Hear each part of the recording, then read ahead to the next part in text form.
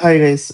So in today's video, we are going to learn about the Java data types and the Java logical operators. Okay, and then we will proceed with the control flow control statements. Why I'm covering these two topics before proceeding with the control flow statements? Because in the control flow statements, we need some logics. We need some conditions to be true or false, and uh, without knowing those conditions, it is quite hard, not impossible. We can cover we can learn that before these data types and all, but it is much easier to understand if we learn these concepts before uh, you know proceeding with next steps. So the first thing I'm going to cover in this is Java data types. So the question comes into my mind, what is data type? Okay, so the data type basically it is in every programming language, whether it is a C, C++, Java, Scala, Python, whatever it is. Every programming language has its on data types, right? And why is that? Why every programming language is having the data type? So let's suppose this way. Suppose you are in a school, okay, and your class teacher, your principal asks, store student information. Okay. Now, what you have in those days is only a register and a pen, right? Now, in a register, you store information like roll number, you store like name, right? The percentage, the pass fail, the grade. Okay, these are the basic columns you made. Now, if I talk about the roll number, so in roll number, what you are going to store? You are going to store only numbers, right? Only numerical values. Only numerical values we are going to store. Something like 1, 2, 3, 101, 102, right? In the name, you will always going to write something like text, Rahul, and all, right? Because these kind of stuffs. Percentage is having decimals. Either it is 98% or it is 91.90%, right? Something like this. Pass fail is always a boolean. Either it is a true or it is a false, right? It is a pass, it is a fail, right? So it is a boolean. You can't store something like pass fail. You can't store Rahul in pass fail, right? That's invalid. Now in grade you can store a single character, A, B, B minus, A minus, right? A plus. So you store single character value in the grade. So these kind of information you store in your register. So what are you doing here is you are storing the information. And what is information? Information is data. Okay. So basically you are storing data. Okay. So basically what is information? Information is data. So you are storing information in your register. That means you are storing the data in your register. And the data it holds, the data it contains, other container, you can say that, is a data type. So if I say roll number, if I say this, give me a minute. Okay. So if I say roll number, so what is this roll number? So this roll number is a container for the roll number kind of information, right? So what is this roll number? This roll number is a container, container, or in simple term, you can say that it is a data type. Okay. So what is this? It is a data type. So let me write it here. Let me change it, and this roll number is nothing but a data type. Got it? So the information you are storing and where you are storing is we call as a data type. Now let's come back. Okay. So the question, can you store everything in the same format? Let's suppose this is a numerical. Can it be a numerical? Can it be a numerical? Can it be a numerical? Can it be a numerical? No. You cannot store every information in the same format. Okay. So what I'm saying, the same format refers is in the same data type. Can you store every information in the same data type? No, you can't, right? You can't store your name in roll number. You can't store your percentage in roll number. Okay, that is a invalid information. Okay, so yeah, so we can't store, right? So this question's answer is we can't store the same format information in same info, different information, different type of information in same format, right? So that's no. Now, so if we define data type, so what it solves, what data type solves? So question is what data type solve? Okay, and the answer is the first, what kind of value can be stored? It's solved. Okay, so either it is a numerical value, either it is a textual value, either it is a decimal value, true false boolean value, or what we say, the character value. Okay, single character value. So this kind of value can be stored, which is solved in data type. Okay, how much memory should be allocated? So uh, the memory is limited. Okay, so without data type, the memory is not limited. So let's suppose I'm taking an example. Okay, int a equals to 20. So this int is a data type. This is a variable. This is a variable name. This is a data type. Int is a data. We'll learn what is this int. So int is a data type, and JVM knows how many range of values it can store. You can't store values like 999999999 and 100 times 9. You can't store like this. Okay, so it solves how much memory should be allocated, right? Without data type, it is not possible to decide how many memory can be stored, right? Now the next is what operations are allowed. What operations are allowed, we will see. If we'll see, that's a simple thing. If it is a numerical value, let's suppose if 101, you can always add 102. You can always add numerical values. So these are operations. Okay, so what are operations are allowed? It is solved inside the data type. If it is a numerical, then you can simply do mathematical operations, plus, minus, divide, mod. Okay, this kind of stuff. If it is a name, you can add to strings. Okay, you can add you can let's suppose if you have is Rahul D, so you can always add those with a space Rahul D. Okay, so these kind of operations you can do with the strings. We have a lot of operations in the strings. We will cover when we go through. There is a separate topic for strings. Okay, uh, same way, decimal values you can do arithmetic operations. In characters you can do different operations. So this kind of questions and can be solved in while using data type. Okay, that's fine. Let's move ahead. So the next question is why data types are important. Okay, let me mark it down.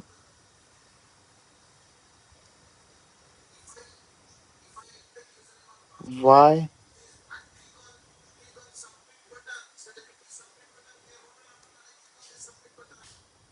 1 minute.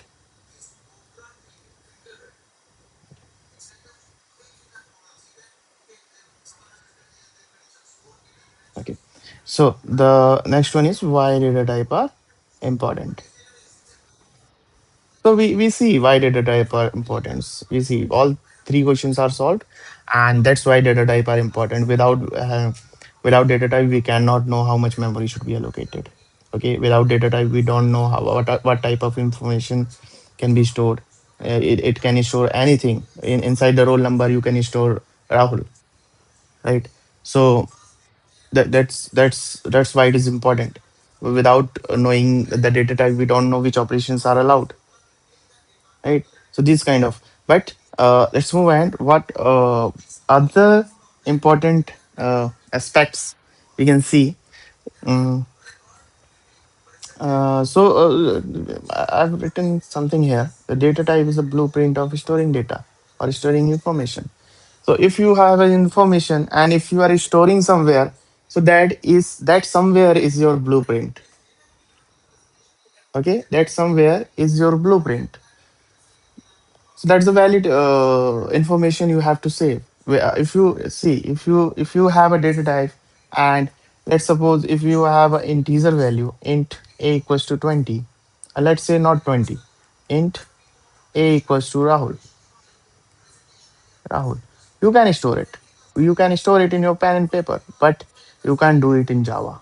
In Java, it is invalid. Okay, that's why data type are made. Okay, it is forcing you to store the information which is in numerical format, which is in numerical format. It is forcing you. You can't store Rahul here. That's why data type are important, and data type. That's why data type are blueprint. 25 is numerical. Okay. Now, if we move ahead, we have two types of data type. Okay, this is very important. We have two type of data types. Two types. Okay, what are those two types? One is primitive data type, and the second one is non-primitive data type, or we can say that the reference data type. We'll see what is reference data type, because reference data type contains a lot of things. Not a lot of things. When we move ahead with the strings, arrays, classes, objects, okay, that time we will cover this non-primitive data type. Okay, and if you think that way, reference data type is used to make uh, pure object oriented programming language. Pure object oriented programming language. Okay, this is a reference data type which is pointing to the objects instead of the numbers, instead of the letters, instead of the strings. Okay, so the reference data type is pointing to the object. It is showing the reference. Okay, so we will cover, don't worry about this. Now, what is primitive data type? So the primitive data type, which is already defined by Java. You can't define another primitive data type by yourself. Okay, so that is for sure. So what Java has given to us is we have to use. Okay, apart from that we can't use anything. So uh, if we see, we have byte, we have short, we have int, long, float, double, char, and the last one is boolean. Okay, and this byte, short, int, long is a integer data type. Okay, byte, short, int, long is an integer data type. Why there are four integer types? We will see. I mean you can store int a equals to 20. You can also store int sorry, you can also store byte a equals to 20. You can also store short a equals to 20, and you can also do long a equals to 20. So what's the difference? Why there are four integer types? Okay, if they all are storing the numerical values, then why we have four integer data types? Okay, that's the one question. Now, why we have two decimal types? We have float and double. Why we have two decimal types? Okay, that's another question. Char is only holding the single character value, either char ch equals to a. You can store like this with single inverted comma. Okay, remember this. Like this, you can store. And the boolean will always store true and false. Only two values are possible. Only either it is true or it is false. Apart from that, you can't store anything. So, for example, boolean b equals to true. Okay, like this. Now, before proceeding, before proceeding, uh, we will see why. We'll see the memory management. Okay, why we will see understanding the memory before proceeding with the data types. We'll see one by one. So understanding memory. Okay, so we have int equals to 4 byte. That is fine. That is fine. But what is bit? What question is what is bit? Okay, so the bit is the smallest unit of memory. Okay, this bit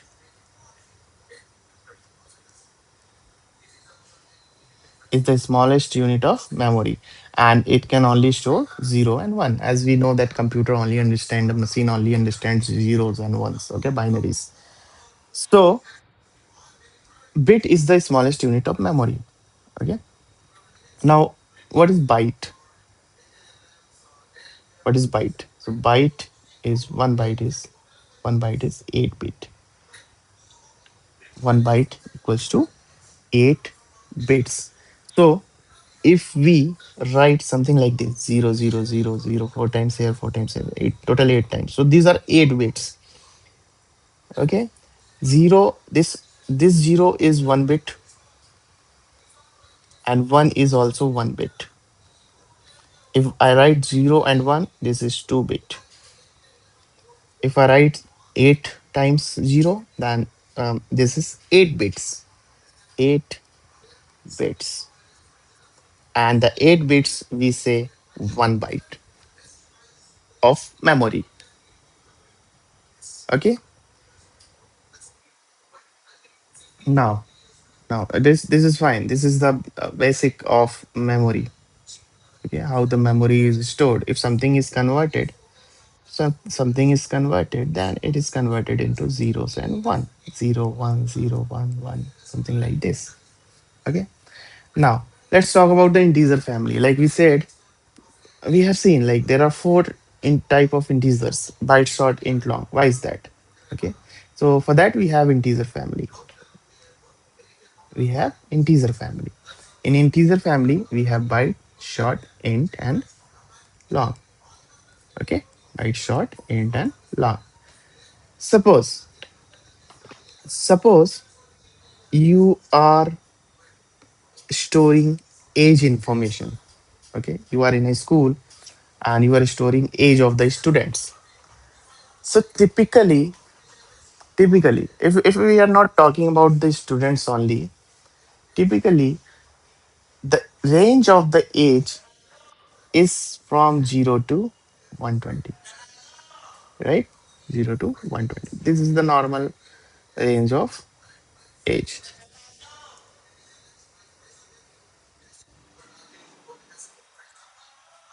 Okay. So byte, we can store information in byte as well. We can store information in age as well. Okay, because the range of the age is from 0 to 120. Okay, that's fine. Now, let's understand the range. Okay, before storing the values, we should know the range of the values. How much memory, how much values it can store.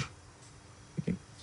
Now, if we talk about the general formula of the age, is this.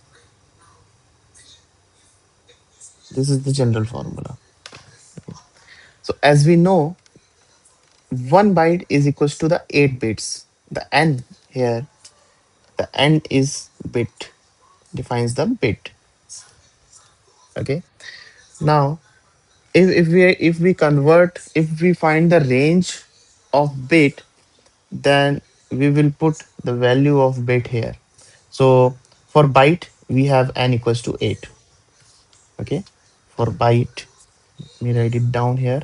N is equals to 8 for byte. Okay. And if we try to solve this, 2 to the power 8 minus 1, which is 7, 2 to the power 8 minus 1, which is 7, 2 to the power 7 is 128, and 128 minus 1. So this is 128 and 127. So this is the range of the byte. This is the range of the byte. That means you can only store values between these, or you can include these. Okay. So minus 128 to plus 127 is the range of the byte. Now, this is 129, this is 128, this is 127. You can store, but 129 is not valid, right? 129 is not valid. This is beyond the range of the byte. So this is invalid. So if we talk about byte x equals to 20 minus 29, this is fine. If we talk about y equals to minus 129, this is not valid. This is beyond the range.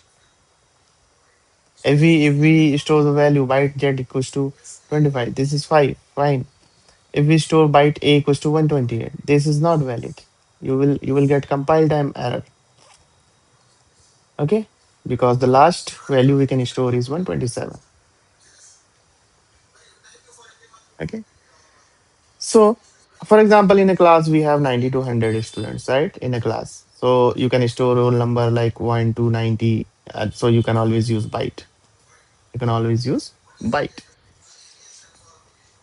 Now, okay, let's move ahead to the second integer family. Data type is short. Okay, this one is byte. The first one is byte. The second one is short. Now, we knew one byte was equals to 8 bit. One byte equals to 8 bit. Okay. The same way, one short equals to the 2 byte. 2 byte is 2 into 8 bit. 16 bits, because one byte is 8 bit. So one short is 16 bits. Now, if we find the range of this value for the short, you can always put. So here n equals to 16, right? So if we solve, we can get the range from this to this. Okay. And for example, what information you can store between these two range is year value. Okay. 2012, 2023. You can store like this. You can't store year value in byte, right? 2023 is beyond 128 to 127 range. So you can always use short for storing year, right? Now, the next one is int. This is the most commonly used data type in Java. Okay, and why is that? We will see in future. Not in future, in few minutes. Okay, so this is the most important data type in teaser, and it is the most commonly used data type, and this is fine. Now you can always store values like this. Wait,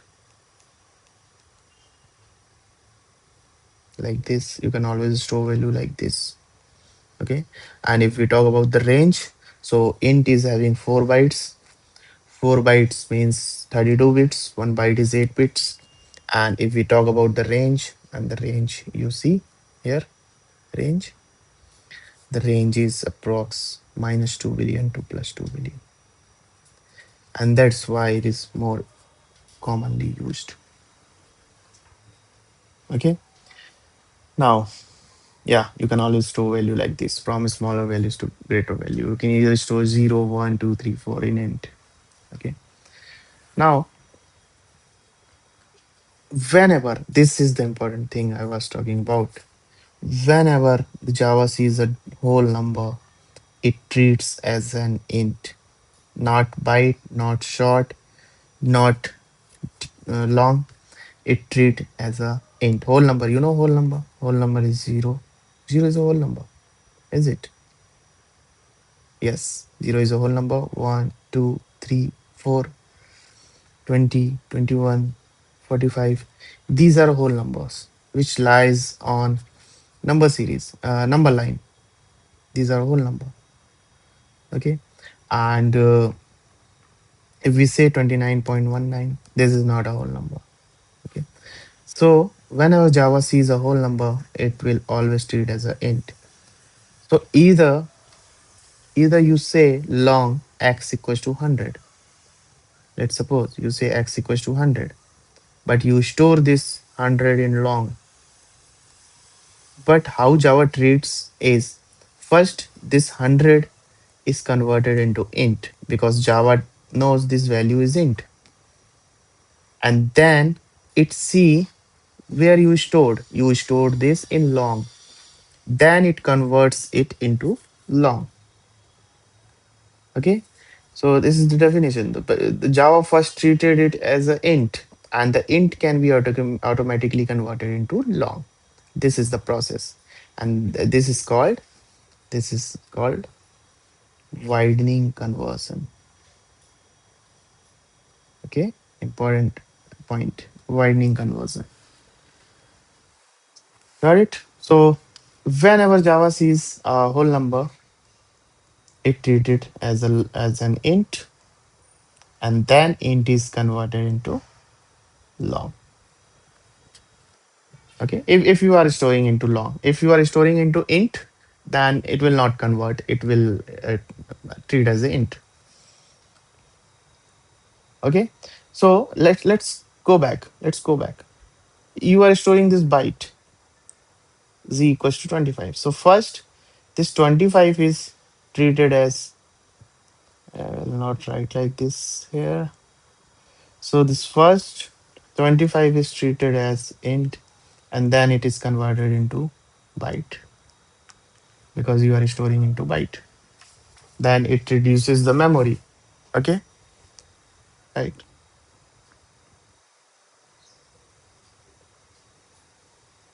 Now, the last data type for integer family is long, and the long is covering 8 bytes, which is 64 bits. Okay, and this is very huge. If you try to calculate the range, this is very huge. Okay, uh, like this, you can show value like this. Okay, now the question is, oh, why this is L? Why I wrote L here? So by default, integer literals are treated as int. We have seen that. So if we write long population equals to this much value, I don't know how we can see this. Okay, maybe it is I don't know. So this will give you compile time error because why? Question is why this is fine. Let me write one more thing here so you can understand easily. Long age equals to 120. So why this is valid and why this is not valid? This is the question. Because when JVM treats this value as an int, then this is the valid range. It comes in the valid range. Okay, it comes in 2 billion to minus 2 billion to plus 2 billion. It comes in the range. But when it treats this one as an int, so it will give you compile time error because this is not coming in the range of integers. Okay, so if you write l here, so it will directly treat as a long, not as an int. Okay, so that's why l is required if you are taking the values which is outer to the range of integer. Okay, so this is L. You can also use small l. It's not like you can always use capital L, but I'll recommend to use capital L because small l will look like one in computer. The small l is like this. right? So try to use capital L here. Is my recommendation, but you can use a small L as well. Now, okay. So we have covered the integer family. We have four byte, short, int, long. We have covered that. Now the next thing is decimal point data types, and in decimal point data types, we have two data types. One is float, and the second one is double. Okay, so what is float? So these are nothing but these are the ranges of the value. So what range you have in your hand, you can use those type of data type. Okay, so the float, let's suppose the float price equals to 99.99 f. So why you we use f here? It's the same way for the decimal points. The JVM treats it double by default. Okay, double by default. So that's why we should use f here to make JVM know that we are using the floating value, not the double value. Okay, so either you can use a small f or capital F. And the range, what is the range of the float? It is approx 6 to 7 decimal digits. Okay, and for doubles it is 15 to 16 decimal digits. Okay, so if we talk about the difference for float and double, it is 4 bytes, it is having 8 bytes, 6 to 7 digits of precision, 15 to 16 digits after the decimal. uh, what is this? Default is double. Okay, JVM knows it is, if there is any value 16.6, so this is by default it is double, but if you write f here, then it will treat it as a float. Now suffix is required for floating value, otherwise it will treat it as a double and it will give you compile time error. And in double you can define, but this is optional. You can also write like this 16.6d. This is also fine, and this is also fine. It's up to you if you want to write d or not. Memory is more in double because it is 8 bytes, and accuracy is higher if we have more decimal value digits after the point, then it is more accurate. Let's suppose a pi. Okay, value of pi. Now the next data type we have is char. Char will always store a single character. It is a single character data type. Okay, and for a single character you can store like this with a single inverted comma. Now internal representation, so Java only uses the Unicode, and each character has a numerical value. So the numerical value of A is 65, the numerical value of B is 66, and the same for small a is 97 and small b is 98, and something like this. So every character in the computer we have represent a numerical value. Okay, so Unicode, let's say if you write if you have the list of Unicode, you can try it on your own. Okay, now you can write like this, and if you print you will get A. This is the Unicode of A. Okay, the last one is Boolean. So Boolean only holds true or false. Okay, Boolean only holds true or false. So if I say Boolean is logged in, so either it is true or false. Okay, payment completed. Is payment completed? So what should be your answer? Yes, it is, or no, it is not. So either it is true, it is false. So is payment completed? You can't say is payment completed. You can't say India. That's invalid information, right? You can't say like this. Either it is true, either it is false. So The real world example, some of the real world example is married. Are you married? Yes or no? Is it active? Yes or no? Is he passed an exam? Yes or no? Right? Okay. So these are the eight data types, and for the data types, let's do some hands-on. Should we? Let's do it. Okay. So let's move on with the hands-on, and uh, just right now, don't worry about these classes and methods. Okay, just remember only main method will execute your program. So whatever you write, you will always write inside your main method. Okay, that is for sure. Without main method, you can't execute your program. So we'll cover this. We'll cover this. Don't worry about this when we cover classes and objects, methods, this kind of stuffs. Then we will cover this. What is the structure of this class and all of this. Okay. For now, we are focusing on the data types. Okay, data types. Now, the first data type we have just seen is byte, right? So how we can show byte b or age equals to 25. And if we print byte here,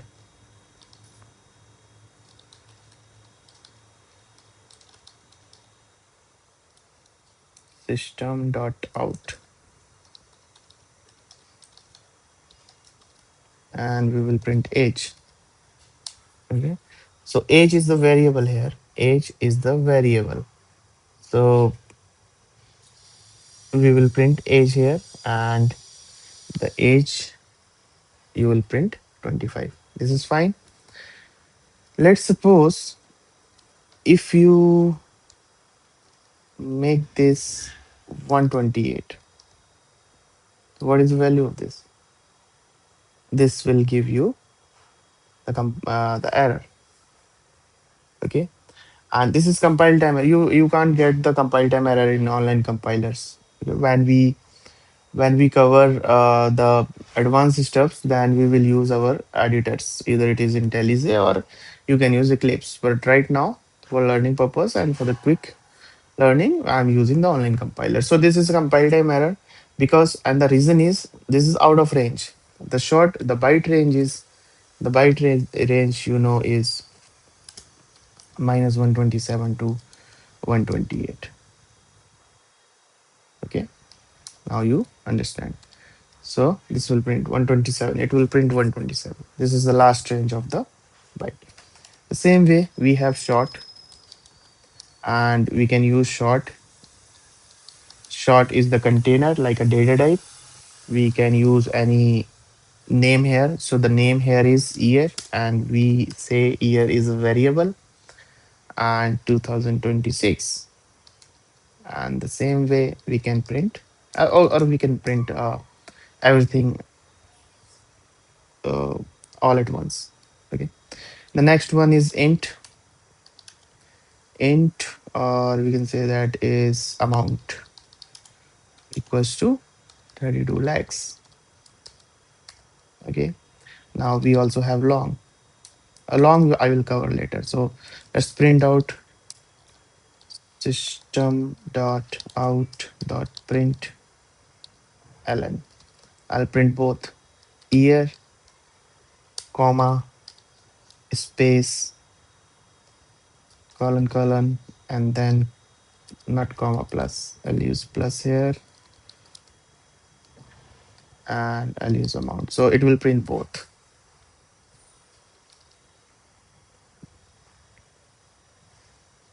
Okay, 2026 colon, colon, colon, and 32 lakhs.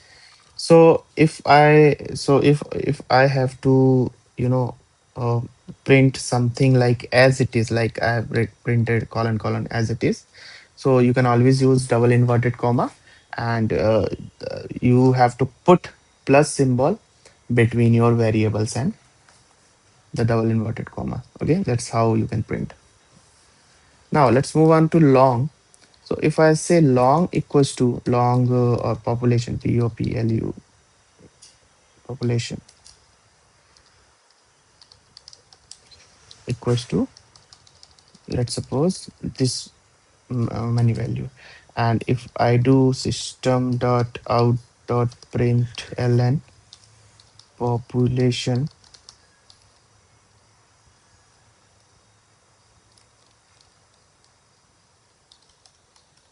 okay, and if I run this, I'll get error. Okay, because see, you have taken the long, right? But the compilation, what the compilation is saying is integer number is too large, right? So what JVM is trying to do here is JVM is treated this number as an integer. So for not doing this thing, for JVM, we will say don't treat it as an integer, just treat it as a long. And if I run this, and now it is treated as a long and it is printed, right? So now you understand the concept.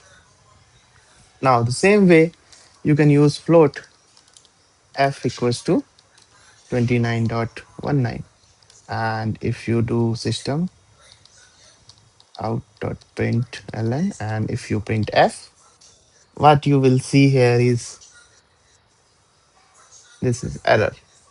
Okay, and why this is error? Because this is treated as a double. Okay, by default JVM treat this value as a double. So if you want to convert this in a float, you have to put f here, and this is now treated as a float. Now you can print, and the same way you can write double, but double you can write double d equals to 29.19, and you can print d here. Okay, let me just copy this line.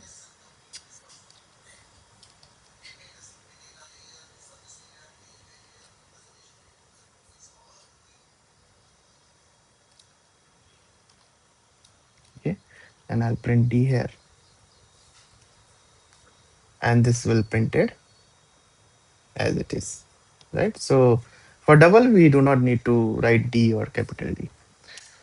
The next one is char. So I'll do char ch equals to, let's say, a or s. Okay, and if I print ch, what it will print? It will print s, right? What happen if I take sa?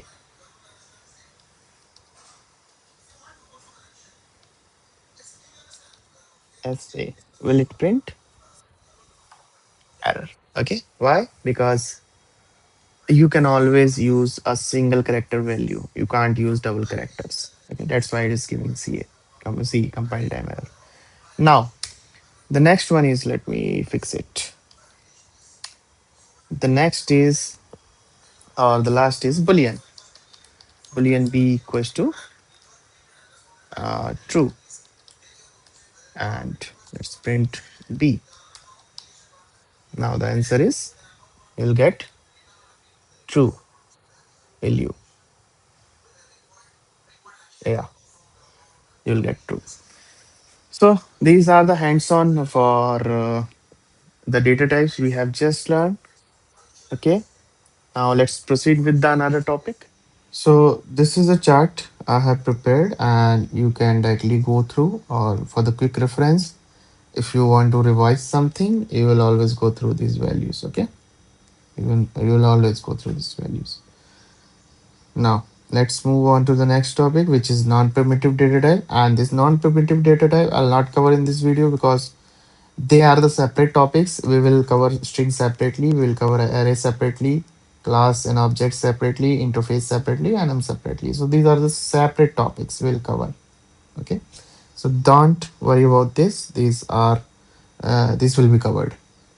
What is the difference? You will understand the difference once you know all those non-primitive data types separately. Okay, so you will always get the difference by yourself, but if you want to look, you can always go through this.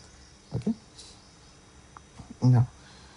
now the next important topic we have is logical operators. So logical operators will always give you two things: either it is true or it is false. Okay, it will always return to two things: true or false. Apart from that, it will not return anything. So they are heavily used. They are most commonly used. I mean, in these concepts. Okay, so if we have if condition, we will always use the logical operator inside the while loop, inside the for loop, inside the validations, business rules. Everywhere the logical operators are used. So they are the most, or they are the most important things before proceeding with the flow control statements. Now, we have three types of logical operators. The first one is AND. We can denote double AND symbol. We have OR operator. We can denote like this. We have logical NOT operator. We can denote like this. Okay. So let's go through one by one. What is logical AND? So the logical AND means your both conditions must be true. So if you have two condition, condition one and condition two, so your both conditions should be true. Then only it will return true. Okay, otherwise it is false. If one of the condition is false, then it will return. It will not go and check the second condition. Let's suppose if this condition is false, then this will return false. The whole condition will return false. It will not go and check this condition. Okay. So if it is true, then it goes to the second condition. It check. If it is true also, then it return true. If it is false, then it returns false. Okay. Now let's suppose I have an integer age variable which is 25. Okay. And if I say age is greater than, okay, let me just delete this thing. Okay, and let me write it down one condition by myself. Age is greater than 18, and age is less than 60, less than or equal to 60. Okay, so what it will do, it will see what is our age. Age is 25. So this is our first condition. Is our age greater than 25? Yes, this is true. Then it will go and check this condition. Is our age is less than equals to 60? Yes, it is 25. It is less than equals to 60. Then it is also returned true. So if both condition are true, then true is stored in which data type? True or false? True or false is always stored in Boolean data type. Okay, and we have to use one variable name to store the value result. So this condition will always stored inside a Boolean data type, because either they will return true or they will return false. So I prepared a small chart. So let's say if this condition, we have two condition here. Okay, if first condition is true, second is true, then AND will always return true. If first condition is false, then AND will return false. If second condition is false, then also AND operator will return false. If both condition is false, then also it will return false. Okay, so it will return true only in one case, and that case is both condition must be true. Okay, now the second is logical OR. So the OR condition is what? This is very simple. Either one of the condition must be true. Okay, either this one is true or this one is true. If one of them is true, then answer will be true. Okay, now the chart says if both are true, then obviously it is true, right? If one is true, then it is also true. If the second one is true, then it is also true. But if both are false, then it is false. Okay, so OR operator, what OR operator is saying, at least one condition should be true, so it will return the true, right? What is logical not? So the logical not will reverse the result. Whatever your result is, it will reverse it. So let's say if my boolean variable active is true, and if I print active not, then your answer will be false. If it is false, then it will be true. So it will reverse the result. So if it is true, then it will reverse it to false, and if it is false, then it will reverse it in a true.